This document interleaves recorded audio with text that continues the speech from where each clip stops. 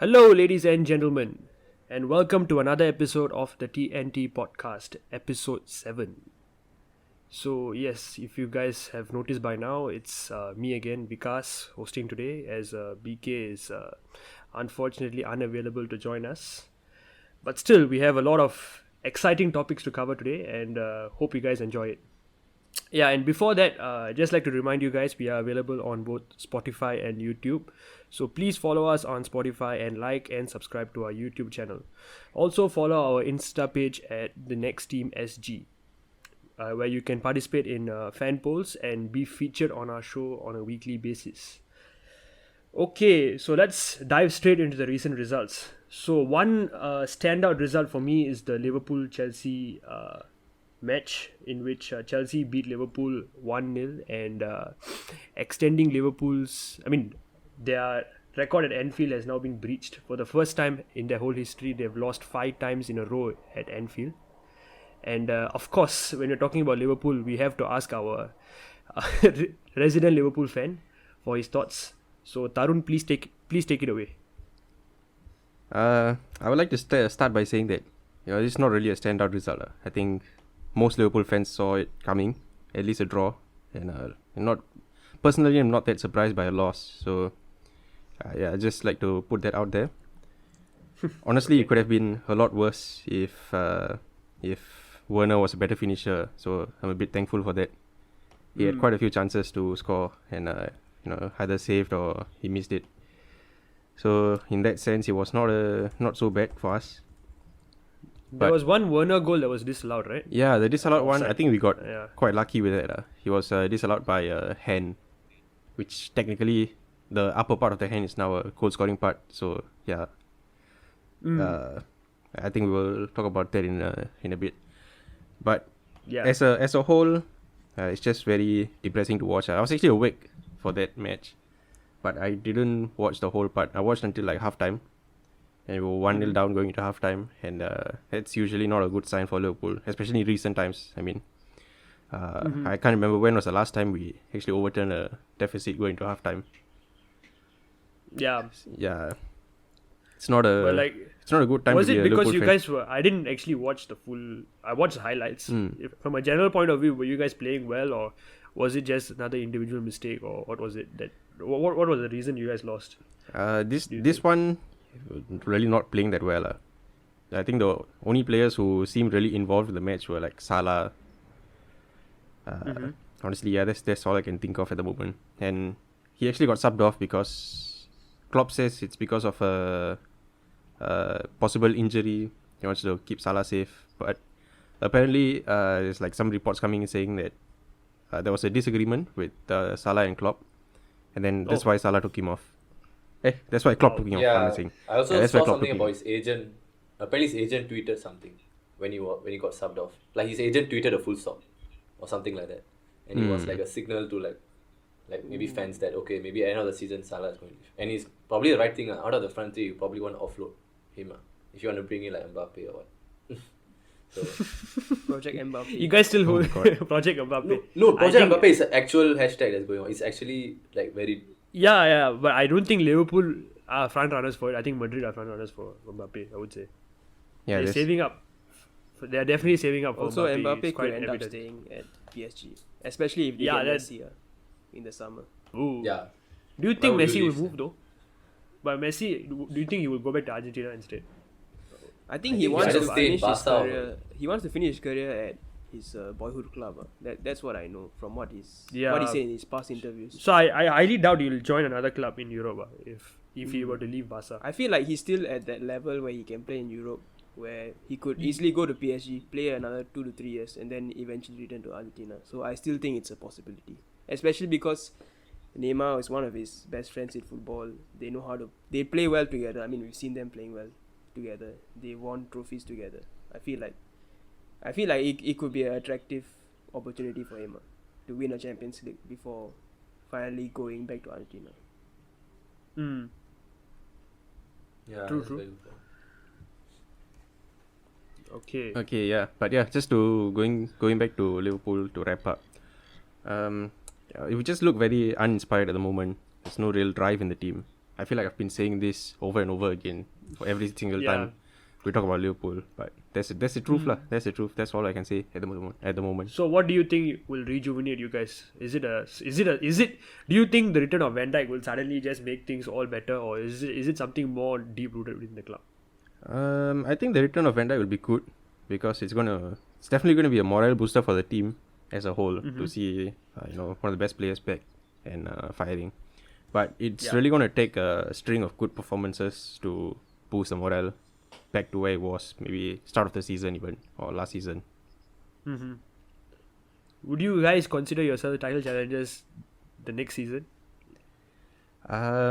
Based on what you've seen so far this season?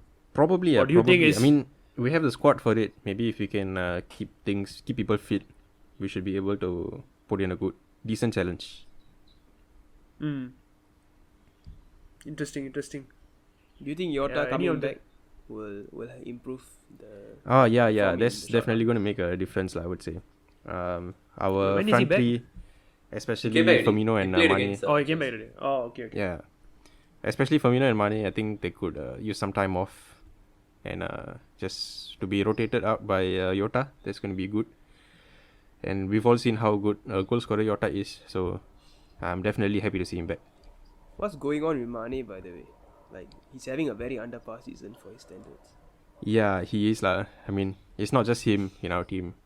So, I don't think it's just an individual player thing. A lot of senior players underperforming. Is that it?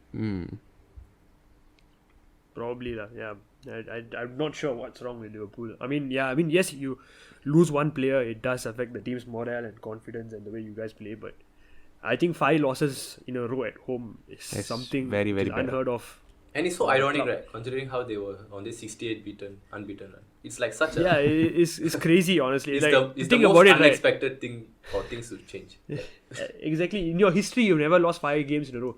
And you've had a history where you haven't had the best success in terms of winning the Premier League. And this happens right after the season you win the Premier League. Exactly. So it's just amazing, like how football has its incredible highs and incredible lows. Okay, I think Liverpool are just shit. I think we've established that. Oh, whoa. We never established that, by the way, guys. By the way, there's this stat I saw, like Liverpool, like days missed through injuries or something like that. They are double of any other team. Like I saw that. So extensive. So aren't they like in the majors. Thousands or something? Yeah, it's in nowhere close to the second. I saw that stat. Yeah, it's mainly due to Van Dijk's injury lah. Yeah, Liverpool have 204 games for like the whole squad missed through injury. The next is Leicester at 102. Yeah, it's like double lah. So yep. We got to give them a break. We got to only judge them next season when everyone's fit, and then we see how Klopp does. If still it continues, then something has to be done. I don't know if it's changing the manager. But no, I don't know if that's right. In case you guys do not know what's happening, check out our previous episode which we uploaded 2 days back. It's me and Pramod going at it on whether Ole should be sacked or not. And don't worry, we won't be covering that this episode. We have one whole episode to ourselves. I mean, don't worry. The Liverpool injury issues, serves them right for appointing a doctor from Arsenal's team. Like, oh my god, yeah. Why would you appoint a doctor from Arsenal? Come on. This guy, man. I really blame him for everything. Arsenal have the lowest injury record in the league since he left. Yes. Wow. Masterclass. Brilliant. Yeah, but to be fair, they still okay. What's Liverpool's league position right now? They are 3 points behind Arsenal. 3 points in front of Arsenal. Something like that. Yeah. We are 7th lah. Yeah. Oh shit. Think about it. 4 points in front of Arsenal, who were once relegation threatened at the start of the season. Yeah. Now I finally understand what Arteta said when we had to narrow the gap to Liverpool. This was the plan all along. Yeah, Roy Keane's prediction was correct. Like, Another Arsenal masterclass. Yep. Okay, can we move on, guys? Yep, I think so. Okay, in terms of standout results, perhaps this is not one, but Fulham lost to Spurs 1-0. But there was one incident in that game which really sort of put things into perspective. That's the VAR decision which which disallowed the goal by Josh Maja, which was a very well taken goal, by the way. So just to give you guys an overview of what happened. So Fulham had a chance to score the goal, and then in the passage of play, Davinson Sanchez was trying to clear the ball, and what happened was Mario Lemina was facing sideways while he was clearing, and his hand was in a natural position, like how you would keep your hand when you're standing by his side. But unfortunately, the ball hit his arm in the build-up play to the goal, and what happened was the goal was eventually disallowed because of the current rules. And apparently the rules are being changed from next season onwards. Correct me if I'm wrong. Correct, right? Yeah, that's Yeah, true. they're definitely trying to change this whole accidental handball thing, which is the most dumbest thing. Like if you're falling down, you use the first part that's going to hit the ground is your hand. So how can you use that as an excuse for not giving a goal? It's impossible to fall down without your hand touching the ground. So Exactly. So it's a really absurd rule to even have in the first place. So we are here to talk about that. So what are your guys' thoughts on this decision and how the handball rule has been for quite a period of time? Let me just start by talking about the actual letter of the law behind the handball, which was changed for this 2021 season. And it states that in this specific context, the rule is that an accidental handball by an attacking player or teammate is only penalized if it occurs immediately before a goal or clear goal scoring opportunity. So that's what we should be looking at this point. And I think arguably you can't really argue that it is clear goal scoring opportunity or that it occurred immediately before. Because immediately before also is kept like fact. It's very subjective. Like how it's quite subjective, but I think generally it's taken to be in earlier in the same phase of play lah. But what if for example the Josh Maja one, I think it started in their own half and then they built up play and then scored. So it's like it's not really immediate, but it. But the handball was in their own half or just before he scored? I think it's just before he scored, if I'm not wrong. Like basically, Davinson Sanchez was trying to clear the ball, and then like I think the ball was having like a the ball was just like there's a loose ball. Then Josh Maja got at the end of it and he scored lah. So in this case, what I have to say is that by the letter of the law, obviously is the right decision lah. But the letter of the law is very stupid. The law is wrong. I mean that's the truth. It's really unfortunate. I mean, if you're telling me that's a handball, I mean, the United Chelsea game that Hudson Odoi won was his hand was up in the air. That should be a penalty. If you're gonna give this a penalty, that should be a penalty. That's the truth. Then the Kante one, I think Tarun would know because that was a blatant one. They could have scored and not. Yeah, no, but what you have to realize is that this rule is only for the attacker. So it's only ruling out goals if an attacker's arm was involved in the play. So in Fulham's case, since it hit Lemina's hand and Fulham were attacking and they were the ones who scored, that's why it got ruled out. Whereas in our case, for example, Kante was the defending team. That's why it wasn't given as a penalty. Okay. Yeah, true. So, I get that, but I'm just saying that, I mean, end of the day, if it's a handball, you have to avoid either a free kick or a penalty wherever it takes place. Yeah, it should be the consistent rule for the same. So, yeah, I mean, I get what you're trying to say, but to me, I feel like this rule itself, I think this rule was introduced so that referees don't have to make as many subjective decisions. So there's like a clear black and white, or like as long as it touches the hand, it's a handball. You know, that kind of it should just make it more clear for everyone out there. So there's no arguments, but we still have decisions where like referees are still thinking twice about whether. I feel right if you have this rule, as harsh as it may sound, to keep the consistency, every time it touches the hand, it should be a penalty. That's what I think. That's what I feel, or like should be a free kick or whatever. Or what do you guys think about that? I mean, that's what I felt yesterday as well, but evidently the referee didn't feel the same. Exactly. Yeah. This whole rule was introduced to actually reduce ambiguity, and I feel like. But my counter argument, I'm playing B or devil's advocate here. But my counter argument to every time hitting the handball is you can never run with your hands by the side. So there's bound to your hand flying around. Exactly. So, yeah. What I'm saying is, if the letter of the law is as such, so you should let. That means they should change the law rather than. Yeah, that's what they're doing right now, which is fair. They can't do it immediately because halfway through the season will be very unfair to a lot of teams. So what I mean is this. if you're going to enforce it properly. Why are you like There should be consistency. doing it half year? Yeah, it should be consistency, exactly. Like a lot of games, right? Teams are robbed of points because of that. It could make or break a season for a lot of clubs. Yeah, I mean, Like if Arsenal were to win, for example, if Arsenal were to win yesterday, they will close the gap on Liverpool, and I mean, they could I think the actually, frustration for me is that because earlier in the season we saw so many penalties being given for that kind of situation, and then they realized it was stupid, and then they are introducing changes next season. But the letter of I the think law this still whole stays the season same. is going to be just a transition season. Yeah, it's Like, a transition just- phase, but it's like like some teams are getting post-COVID. an unfair advantage. Some because Arsenal didn't get that decision, but then teams earlier this season got that decision. So where's the fairness in that? Is my argument. Yep, definitely. So basically, the referees are very impartial. That's your point, right?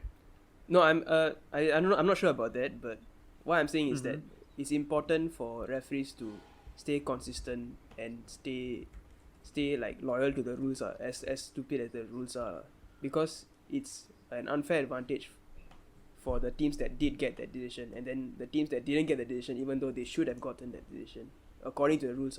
According to the rules yesterday, Arsenal should have gotten a penalty for that, but we didn't. Yeah. So yeah, I don't know. I guess impartiality is always a factor, but it's not fair for us to speculate on that. True.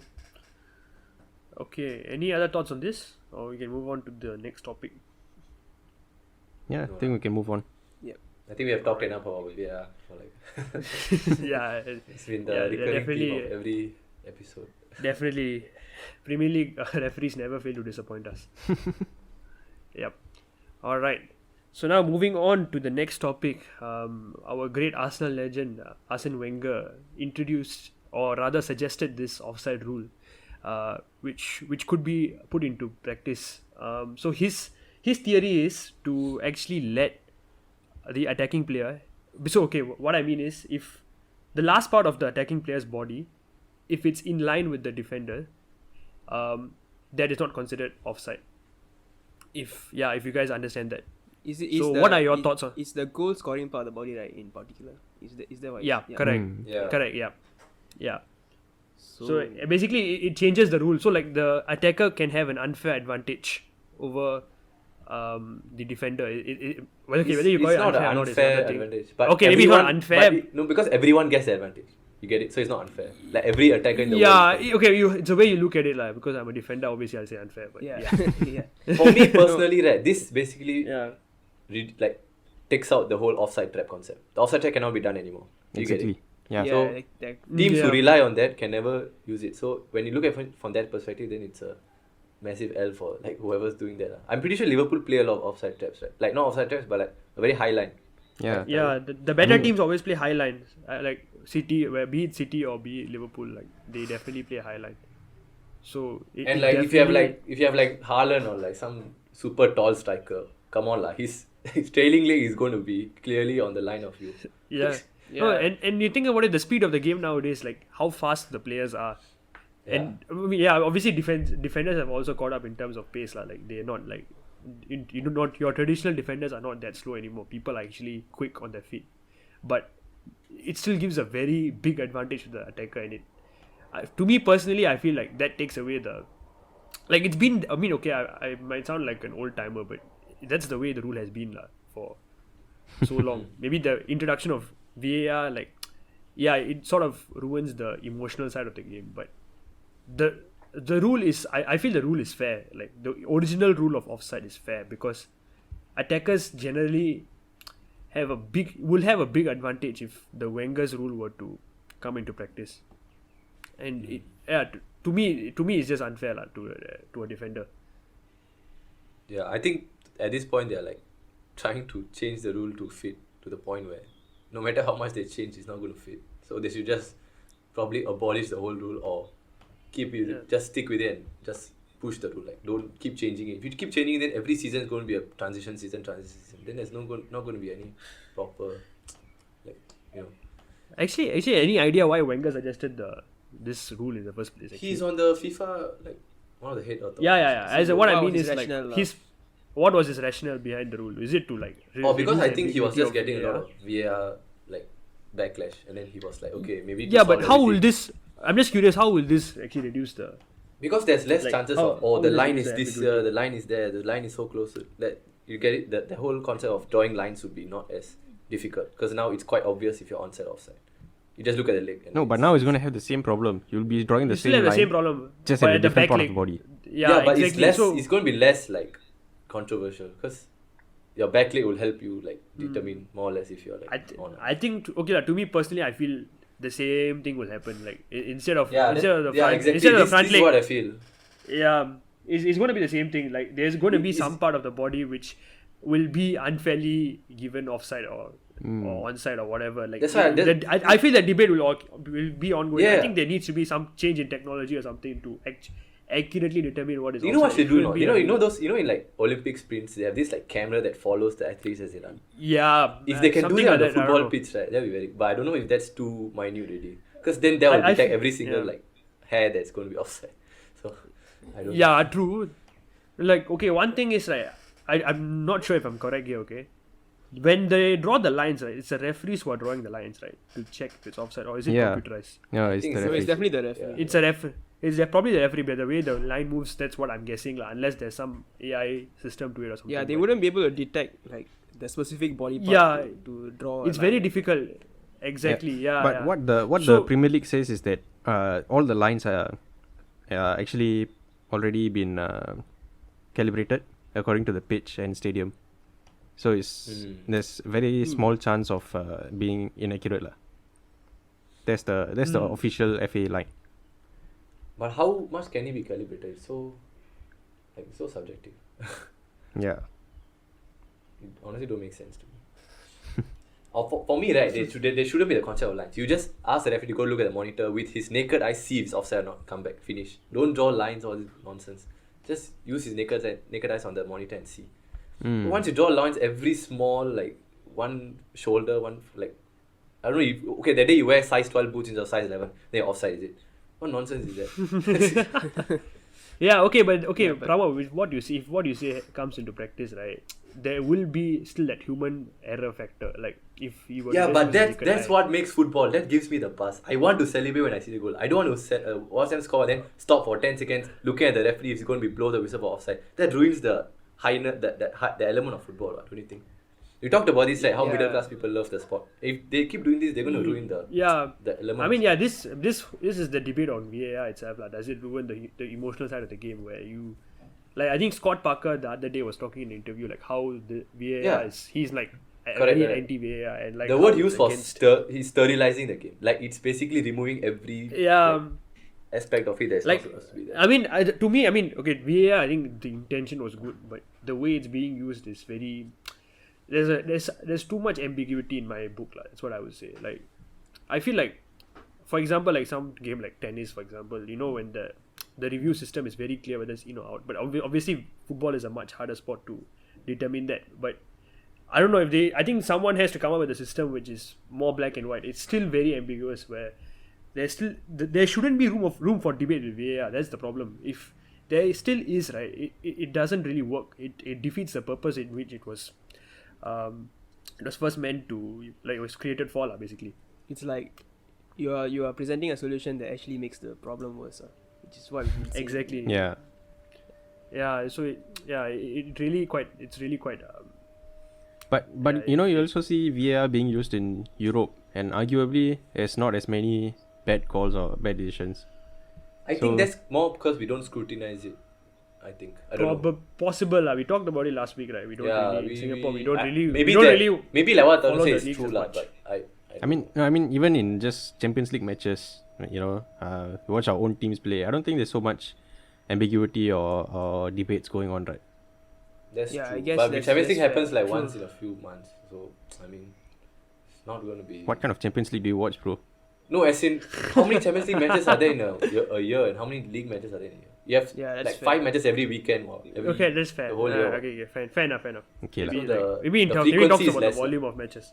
Mm. So is that Yeah, I is think that fair to do enough. with the competency of the refs using the system then? No, I I think it's think more that the is- rule is. Yeah, I think- like you change the rule. The referees are. I think it does, especially for Premier League. Like, I mean, we haven't talked. I mean, yeah, we don't criticize them in we really give them a lot of stick, but that is, I think, warranted based on the amount of appalling referee decisions that happen in the Premier League. And I mean, it is like it is what it is. Like there's no two ways around it. I think the standard of refereeing has to improve, and the VAR has to be more black and white. I think that's the only way. And referees need to be more for our culpable. sport. Ask them to take responsibility for mistakes.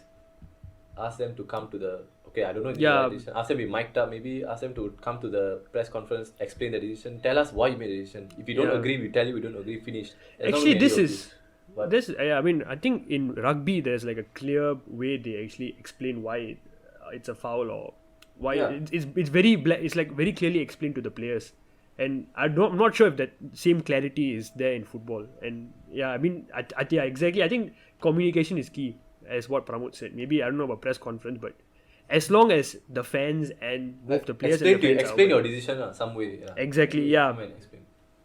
There is too much ambiguity at this point, and that is why there's so much debate on these kind of things. Yeah, and then going back to why Arsene Wenger might have proposed it, the offside. I think it's just because he likes to see attacking football, and I think it's just his own personal biases affecting the decision. I don't know whether it's anything to do with VAR or. I don't think we should take it so seriously. Like he's just another fellow football lover who just proposed something. It's just like me saying like they use the cameras at the side of the pitch. It's just one of those. I don't think he meant it. But he's in a position like an official FIFA position. His opinion holds more weight, and like he actually has influence in this decision. So yeah, if he's proposing, I think it's one of those things. You know, a while back they were like, we should make football have 4 quarters rather than 2 halves, so that they can increase advertisement breaks in the middle and stuff like that, like the NBA lah. Yeah, it's one of those things where they will say but it won't happen. It's more for like sensationalizing the stuff. I don't know. That's how I see. The thing is, Wenger is very, how to say, I don't want to say forward looking, but like he likes to innovate, and he he also suggested like instead of throw-ins we have like kick-ins or like stuff like that. That was with the rule that I said, the one about 4 quarters, but I don't think all these are going to happen. So I don't think the offside rule is going to change. I think people, I think a lot of football fans are quite traditionalist, and some of with technology like VAR already coming in, people are so skeptical. You think people will be how receptive people will be to those kind of rule changes? I think it's not good for the game. That's what I think, because football is meant to be played the way it is right now, and I think there needs to be a careful balance between technology and the human side of it, so that same emotion is still there in the game. Yeah, and definitely. Also, Pramod, I think the difference between those changes in the past and this offside rule is that actually the FIFA might be prepared to run a trial for this offside rule. Ooh. Okay. But I thought this was like mentioned with that bracket of the other rules. I don't know if it's separate. I think this is more recent actually. This is very recent. Okay. Yeah. Okay. Yeah, then maybe lah. Actually, I think at this point, like what Vikas says, they're just trying to fix a problem that cannot be fixed. So they just, whoever got any options, just keep telling us, dude, we are ready to accept. I mean, Morata is going to be scoring hat-tricks every weekend now. They're just trying their best to just cover up for their inadequacies. I really hope they don't trial this rule, honestly, because it's way too much of an advantage. Yeah, you think about it, in the Premier League, even United, like we have so many pacey players. Like, I think Rashford, even Martial will be scoring goals. You don't have to have pace. You need like someone like Crouch and you're done. Pace is very important. Pace. No, as in if you have height, right, and your leg is long, right, you win already. Yeah, but generally Premier League players are quite tall. I mean, they're not very. No, I mean, short like us Asians also. No, as in like if you're like 1.9, you don't have to be fast. You just need to have long legs to leave your leg back, one leg in front, and you're onside already. So that's quite. True, but I think pace really gives you a upper head. Players like imagine you have a head start over the guy. Like you're technically based on Wenger's rule, right? Yeah. You have a head start over the defender, and if you're fast, right, the defender has no chance, basically. Imagine Aubameyang. Oh my god. Oh. We're winning the league, boys. Okay, I think we can move on from this topic lah. It's been a good, insightful discussion. Okay, so we have a big weekend fixture coming up. For us, it's Monday morning or Sunday night, whichever you want to call it, and it's the big game between City and United. Not that big. So I just like to do. Yeah, it is big lah. whether you like it or not. Okay.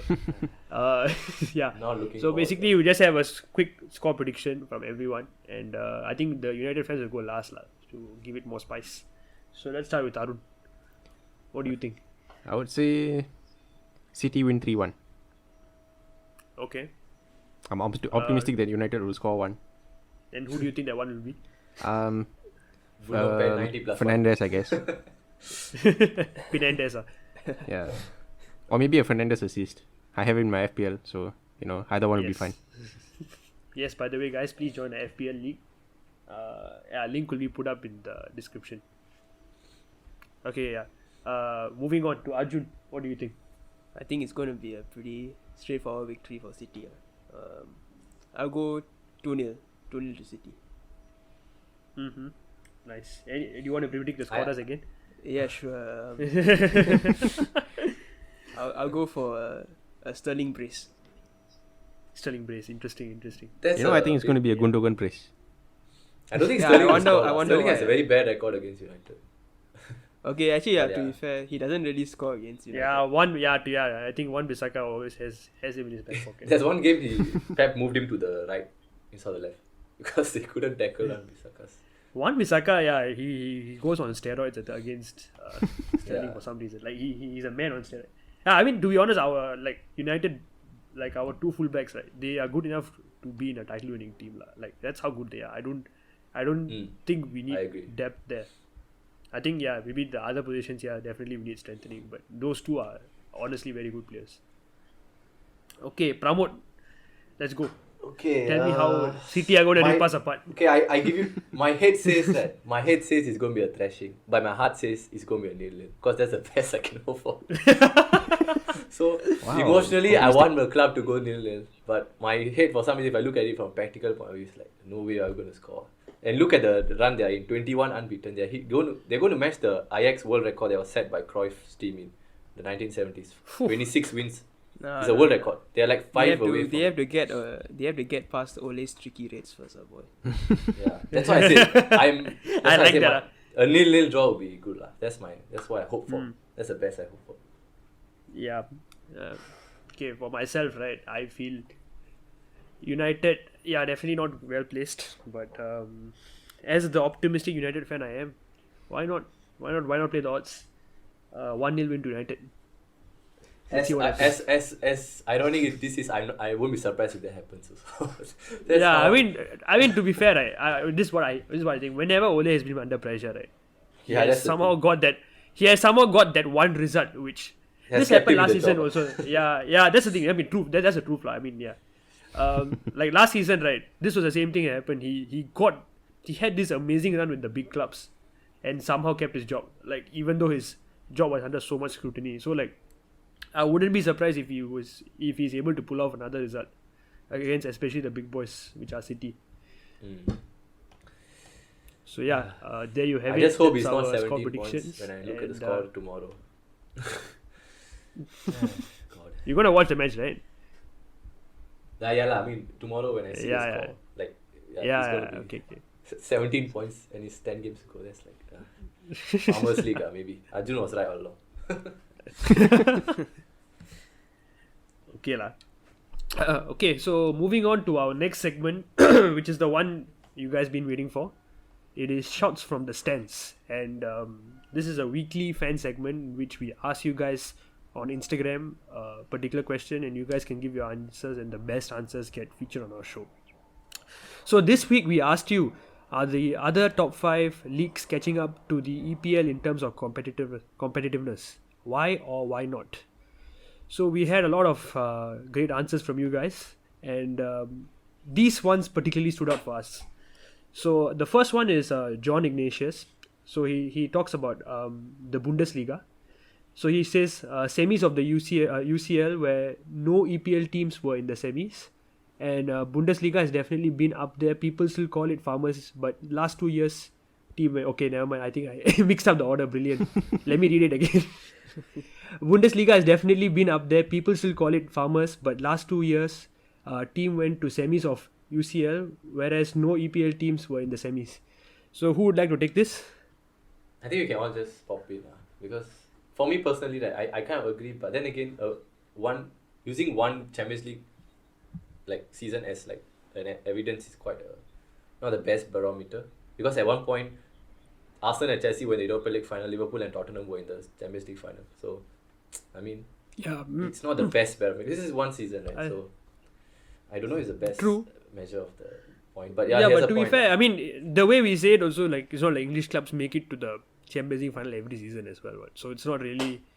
Maybe that's not even a good measure of competitiveness in the first place. Yeah, that's my point. I don't know if that's the best way. Because if you look at it, even Leipzig and not Leipzig, sorry. I think PSG went to the Champions League final. I mean, with like another French team, I think, in the quarters or semis. Lyon. I'm not sure. Yeah, Lyon. PSG and yeah. Lyon. So does that make the French league equally? I think the standards are definitely improving in those kind of leagues. Like, I think it is definitely much more open. Lyon went quite far last year, right?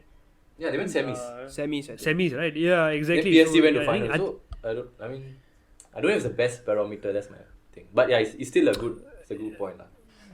Fair enough. I think it's about looking at the difference between competitiveness and overall league quality. So I mean, just because you have two very good teams getting into Champions League or whatever, semis, whatever, it doesn't mean that the league itself is competitive. As we can see, Bayern are pretty much set to win this season again. So yeah, that's a good point also. Which competitiveness is not equal to league quality. Yeah. Which also throws Soup's theory out of the window. So he says Bundesliga is so beep underrated this season. Might be the first one that Bayern might not win, and after he goes on to say that the Bayern team goes on to beat Dortmund 4-2, and they're on top of the league right now. And he also goes on to say that Leipzig is showing promise and Bayern is losing their footing they had end of last year. How is Bundesliga? How is Bayern not going to win when they're stealing all the good players from other teams? They just bought Upamecano and like Sané and like that's robbing every single team of best players. Yeah, they really have a monopoly of all the good players. Like, and he's from the rival teams. He's not from other leagues. At least Premier League clubs you buy it from other leagues. It doesn't spoil the competitiveness in the league itself. Bundesliga is just ripping like Royce, Müller. Not Müller. Who's that guy? The other Lewandowski. All these players just steal from Dortmund. Götze. All these are just taking directly from there. Yeah, Götze is no longer there. Yeah, I'm saying like the history. But they did. Yeah, I get that. I think Bayern are worse than City. Like in terms of They worse. don't spend a lot, but they steal from their opponents, like direct opponents. Yeah, the squad depth they have is just filthy. I mean, their squad depth is essentially any player in the Bundesliga. So obviously. Any upcoming talent is going to. And it's not like just they don't sign players for the sake of signing them. They really have proper squad depth. Like it is quality. Like Bayern are still the favourites for the Champions League, I would say. Like, that's how strong they are. Definitely. They are really, really very strong. Hard to argue against Lewandowski is on another planet. I don't know. Do you think it could be like the repeat of last year's final, like Bayern PSG again? Possible. City can go put a good. Yeah, but that's what we say about City every season. I don't know After the record this, I hope we break the record tonight but if not, maybe this season is different because their defense is on point. Yeah. Maybe the defensive depth. I think Pep has been finding that. Like he's been looking for it for quite some time, and I think he's finally found that. I think losing company set them back a bit for a while, like in the short term. And then now they finally found this new rock in Ruben Dias. Yeah, and he's 23 only. He's just 23, and he's playing like that. Yep. Yeah, I'm still leveraging on City bottling it in Europe. I think it's happened many times I mean, you love to see it. But I don't know what's wrong with that. I mean, what's wrong with City? Like, why can't they hack it in Europe? Like, I have no clue. Like, they have such a good team. Pep just tries the weirdest things and the wrong times. Like, he just... Yeah, it's not only Pep. Yeah. It's not only Pep. Like, they've had quality before Pep as well. Like, to actually challenge for... But I wouldn't say they were ever favourites before Pep came here, honestly. Yeah. Pep was brought in with the project of... I still don't think they're favourites right now. Like, okay, as in like it puts them in better state. It puts them in better state, definitely. But I don't think they're favourites. For me, after Bayern and PSG, they are the favourites. Like, based on just their form and like the quality of players they have. It's They hard could for win me the to- quadruple this year, which could put them in one of the best ever Premier League Yeah, but historical. They would when be they the were best, dominating- honestly. Trophy wise. No, Nobody to has be done fair, it. they were when they were dominating like 2-3 seasons back, when like Liverpool weren't as close. They were also talking about winning the quadruple, but they got locked out of the Champions No, League and but stuff. the thing So- By Liverpool. about Man City is they are very close. They are in a final against Tottenham. You can see them losing it. I'm not saying they won't, but that's a possibility. They are definitely going to win the league. Yeah. So 2 titles confirmed. Third one FA Cup. Who says why not? Fourth one Champions League. Why not? So 4 is possible, right? That's how I look at it. As in, it is possible. It two is out of the possible 4 every is- season. Like 2 out of the 4 is confirmed. No other season is they like that. definitely have. So- They definitely okay. I don't think even like I can see big Mourinho suddenly coming up with some magic lah. Yeah, That's that's different okay. thing. That's true. lah, I but think it's- okay. One is a shot. The Premier League is a shot. Yeah, I they're don't one think foot. at this They're one point- foot into the second. They have one. They title. have one Yeah. hand on the trophy. Yeah, for yeah, Premier that's what I League, mean. But Yeah. other leagues, I'm not really sure what. I mean, yeah, I have no clue what they're gonna do in other leagues. It'll be interesting to see them this season whether they will actually just get some interesting. foothold. Like it's just interesting. I think to see, Pramod, like- you share this sentiment that sorry, Pramod, you share this sentiment that Pep hasn't hacked it as a manager yet, right? Until he wins the Champions League, right? Okay, we will talk about that in the next segment. Let's move on. Okay, fine. I'm not even sure what is going to cover in the next segment, so yeah, stay tuned. Okay, so moving on to our last shout, which is from CB1304. He says West Ham. Okay, I'm guessing he's talking about Premier League being the most competitive league and not the other top 5 leagues.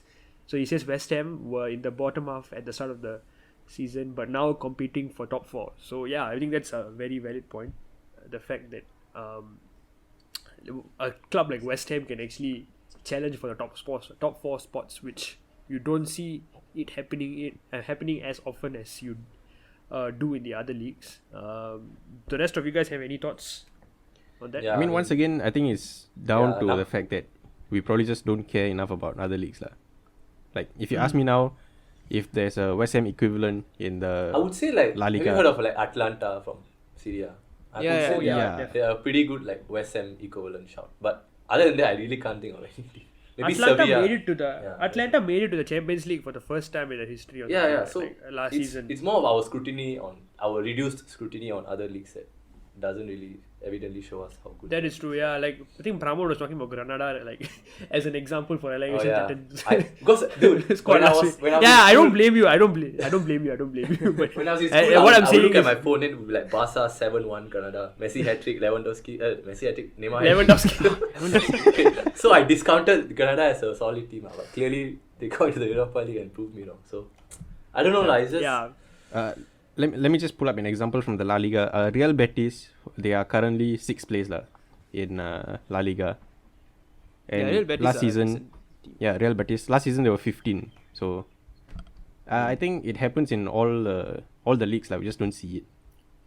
I think this whole like this year and last year is just a transition year for football, especially because of COVID. No fans, less financial capabilities. Everything is just changing. So many factors are changing that Betis have Nabil Fekir, right? Yeah.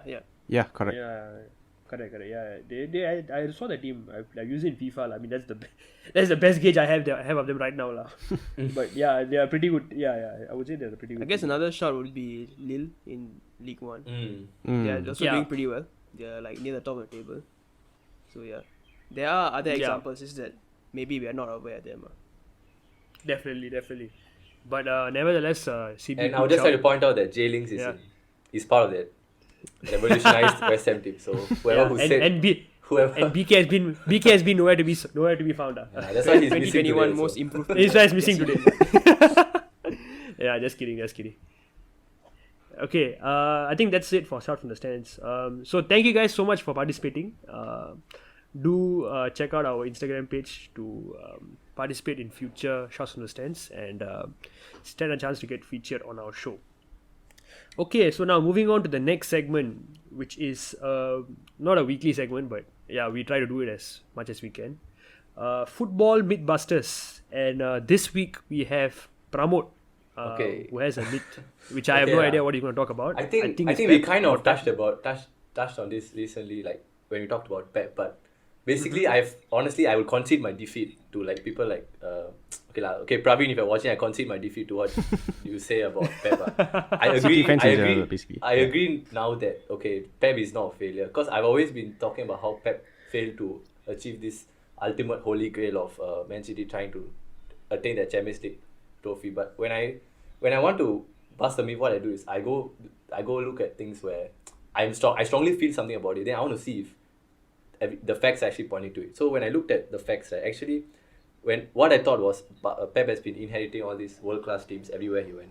But actually, right, when he went to Barcelona, he inherited a free-falling Barca team. So they were third in the league. They were 18 points behind eventual champions Madrid.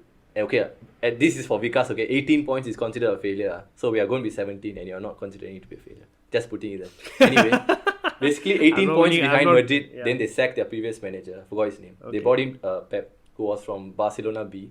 He went to sign Dani Alves. He put Messi in the false nine. He upgraded Busquets from the academy team. He knew all the nuances of La Masia to try to revolutionize a team to like bring it to where they are now.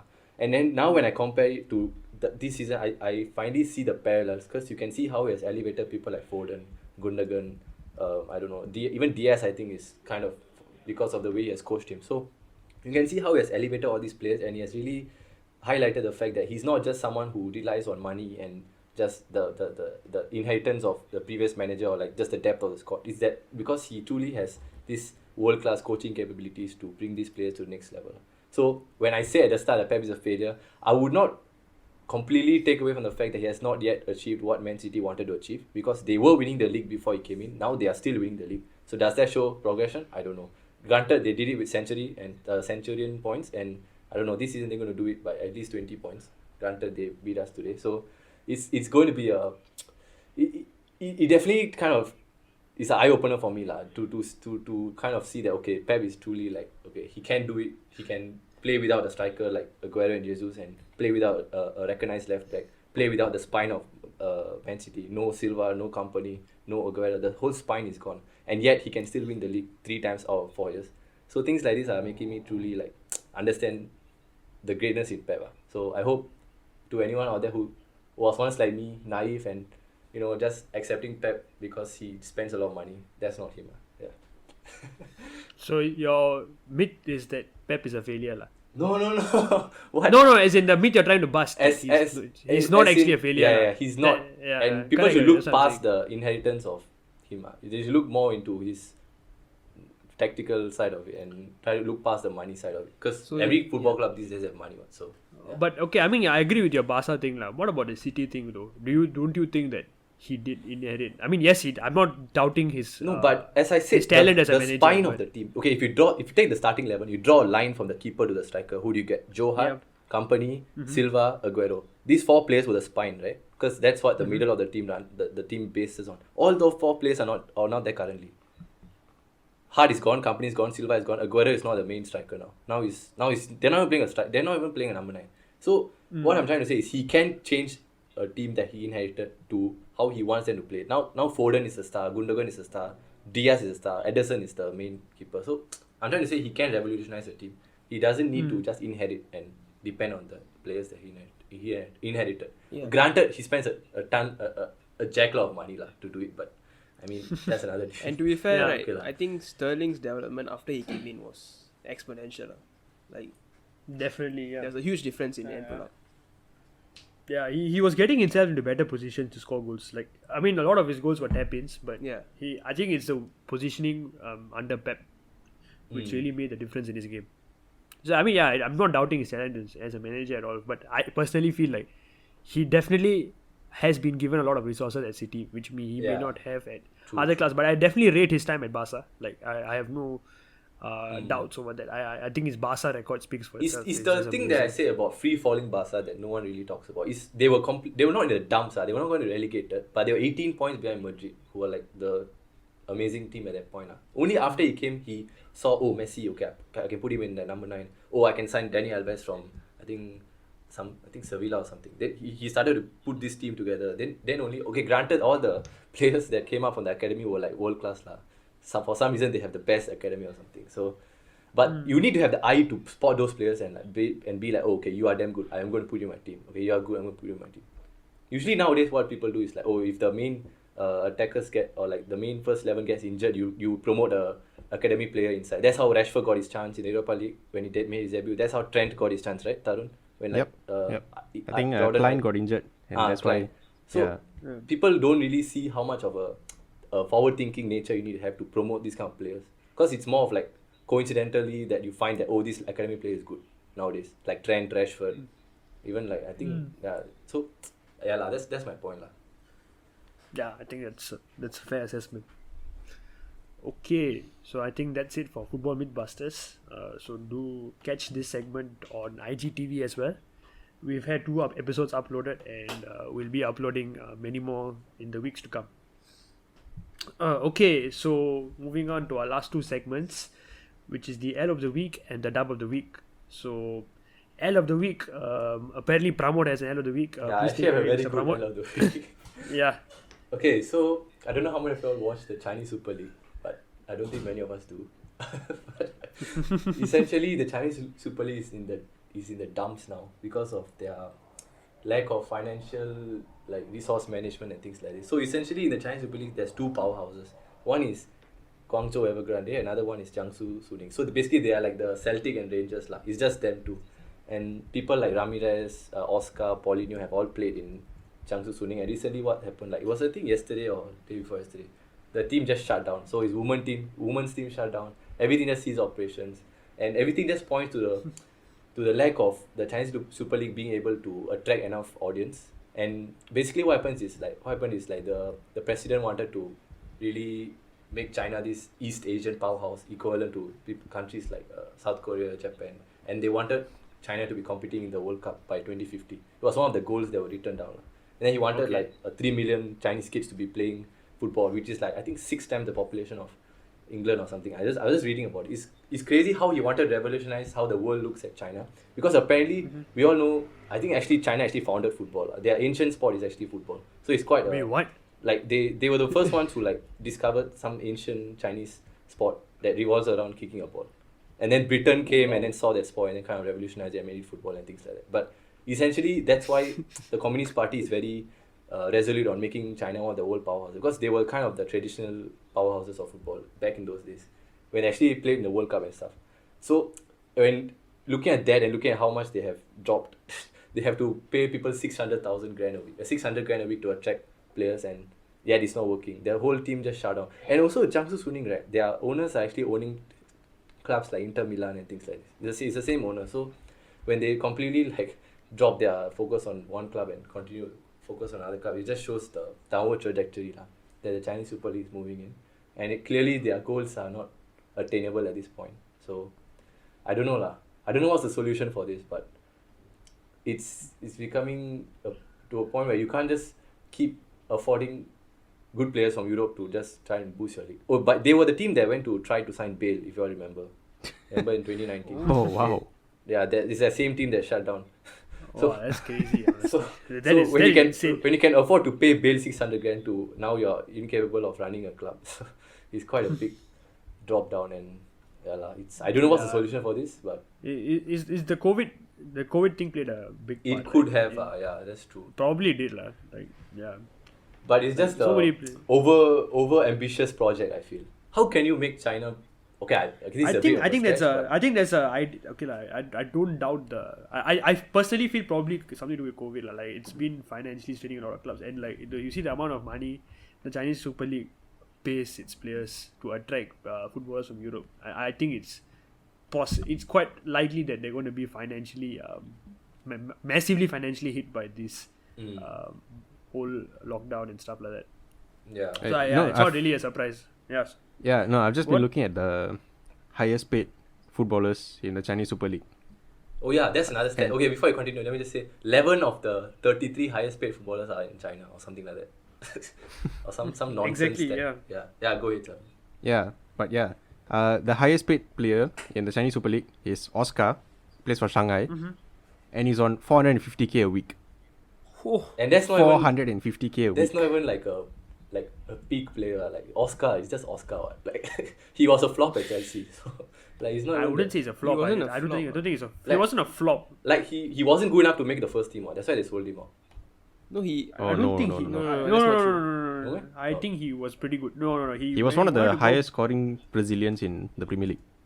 And I'm Oh, pretty okay, sure I it's didn't know only that. because when Mourinho came in, he didn't like Oscar as a player. Then yeah. Oh, okay. Yeah, like Mourinho, like a lot of players under Mourinho didn't get a chance that season. Like I think De Bruyne was one of them, and a couple of other players. Oh, is that season? Is it? Okay. I Yeah, think then- so. then makes If I'm not wrong, correct me if I'm wrong, lah.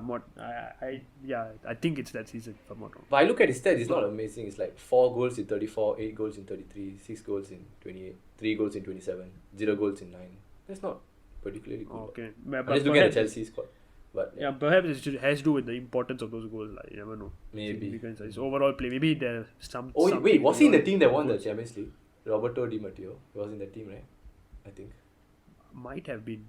Okay, I know he scored a lot of important Champions League goals for them. Yeah, maybe it's those clutch moments that make him more of a. Yeah, definitely. It's not a Certain consistency. certain Yeah. players have that aura, like that kind of special goals for those clubs, and which makes them very.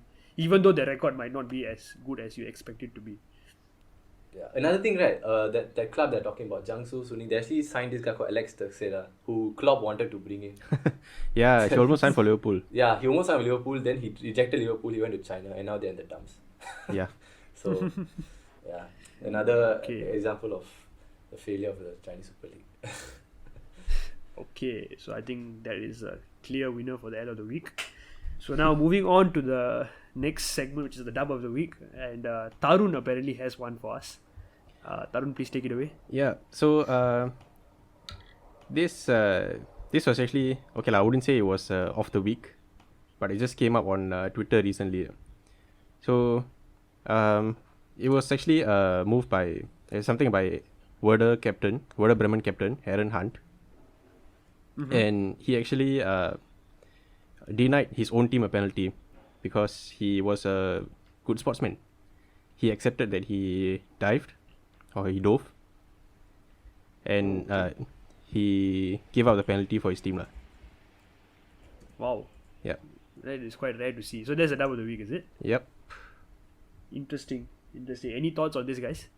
It's quite ironic that someone is saying, I don't want a penalty, when all we talk about is why are people trying to claim the penalties. So, yeah, it's good to hear.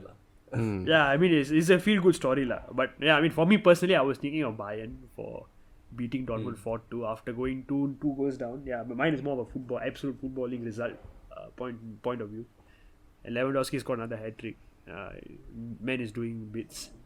But yeah, I think this is also a very good shout. I think it's fair to say that we could have a dual dub of the week once again. Yeah. I think Bayern deserve it, and I definitely think Tarun's example of great sportsmanship definitely deserves a shout in our dub of the week. Any disagreements? No lah, I think fair lah. Yeah. All right. Okay, so with that, we have come to the end of the show. So yeah, please follow us, guys, if you haven't done so on Instagram. We are there at the Next Team SG, and please make sure to follow us for weekly fan polls called the Shouts from the Stands, and you can get a chance to get featured on our show. And we are also available on Spotify and YouTube, so make sure to follow us on Spotify and like and subscribe to our YouTube channel. So yeah, thank you so much, guys, for listening, and we'll see you next week. See you all. Cheers, Ciao, guys.